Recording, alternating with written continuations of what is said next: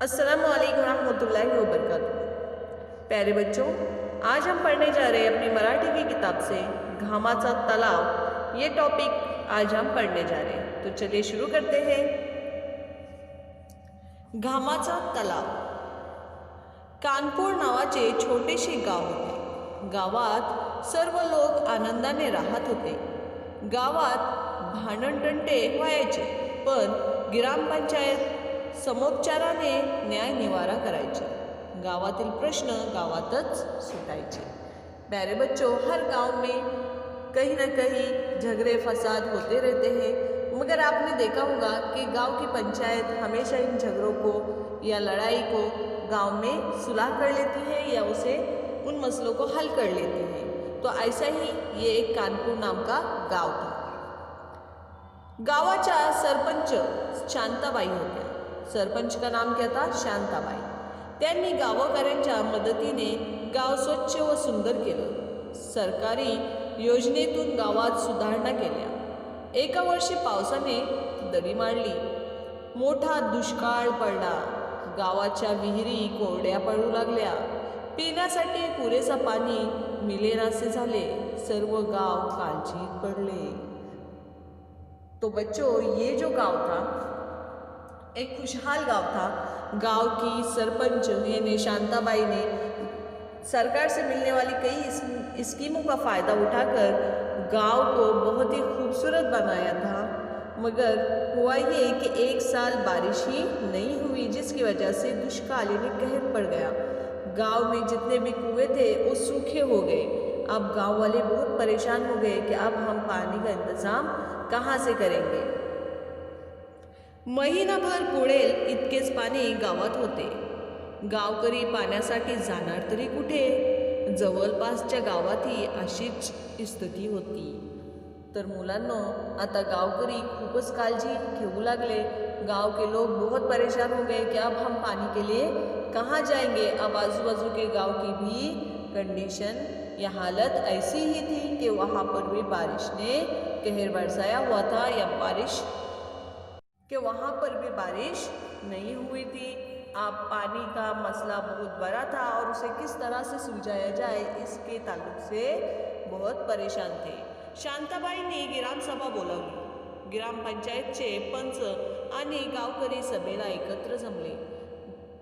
प्यारे बच्चों, जैसा कि आप पिक्चर में देख रहे हैं, यहाँ पर शांताबाई दिख रही है आपको। शांताबाई ने जो है वो ग्राम सभा यानी एक तरह का जलसा होता है, ये बुलाई। और वहाँ पर आप देख रहे पंच भी है यानी पंचायत के मेंबरान भी है, और गांवकरी सब मिलके एक साथ एक जगह पर बैठे हैं अब इस मसले के हल निकालने के लिए। आगे देखते हैं बच्चों। शांताबाई ग्रामसभेत बोलू लागल्या, बंधू भगिनींनो, प्रसंग बाका आहे, पण हिम्मत हारून चालणार नाही। या संकटातून आपल्याला काहीतरी मार्ग काढायलाच हवा। पिण्याच्या पाण्याचा प्रश्न सोडवायलाच हवा। आणखी 2 आठवडे पुढेल एवढेच पाणी आपल्याकडे शिल्लक आहे। आता सर्वांनीच पाण्याचा वापर काटकसरीने केला पाहिजे। आपल्याला कायमस्वरूपी पाण्याचा प्रश्न सोडवायचा आहे। त्यासाठी आपण एक तलाव खोदूया। इच्छाशक्ती व आत्मविश्वास असेल तर मार्ग नक्कीच सापडतो, अशी माझी खात्री आहे। प्रत्येक कुटुंबातील एकाने आलीपालीने 2-2 दिवस श्रमदान करावे।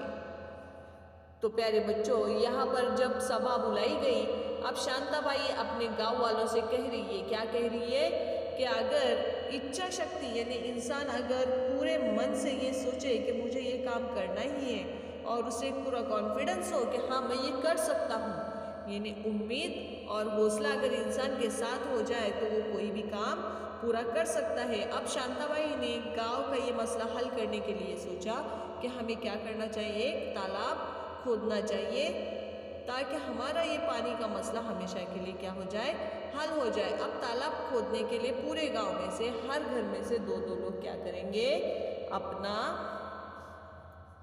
अपना ताउन करेंगे या जिस्मानी ताउन करेंगे, जैसे कि आकर वहाँ पर तालाब खोदने में मदद करेंगे।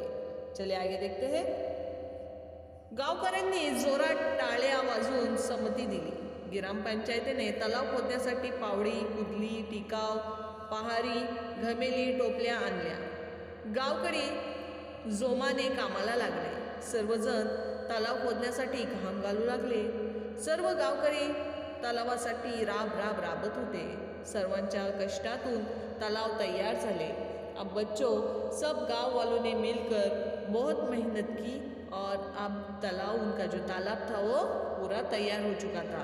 काही दिवसांनी आकाशात काळे ढग जमले. जोरात पाऊस सुरू झाला. गावकऱ्यांच्या डोळ्यात आनंदाश्रू उभे राहिले. ते नाचू लागले, गाऊ लागले. अब एक दिन क्या हुआ, तालाब खोदने के बाद एक दिन आसमान में काले बादल छा गए और अचानक बहुत जोर से बारिश शुरू हो गई.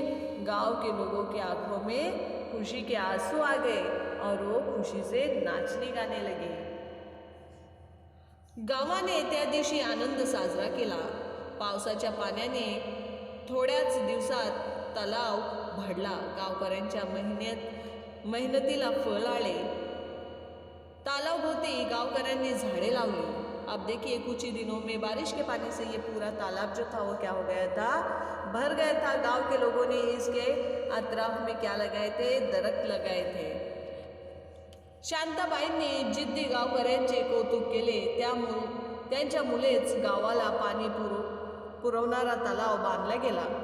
गावाच्या पाण्याचा प्रश्न कायमस्वरूपी सुटला. गावकरी त्या तलावाला घामाचा तलाव म्हणू लागले. तर मुलांनो, घामाचा तलाव असं नाव का पडलं? कारण गावकऱ्यांनी आपलं घाम घालून म्हणजेच कठीण परिश्रम करून हा तलाव निर्माण केलं होतं, म्हणजेच तलाव बनवले होते. म्हणून त्या तलावाला घामाचा तलाव असे नाव दिलं गेलं. तर मुलांनो, घामाचा तलाव हा आपला पाठ संपलेला आहे. भेटूया पुढच्या व्हिडिओमध्ये. या पाठाचे प्रश्न उत्तर घेऊन आम्ही पुन्हा एकदा तुमच्या समोर येणार आहोत. त्याआधी आपल्या चॅनलला सबस्क्राईब करा आणि हो मुलांनो, तुमच्या मित्रांबरोबर आपल्या व्हिडिओला शेअर करा आणि कमेंट्स बॉक्समध्ये कमेंट्स नक्कीच लिहा. भेटूया पुढच्या व्हिडिओमध्ये.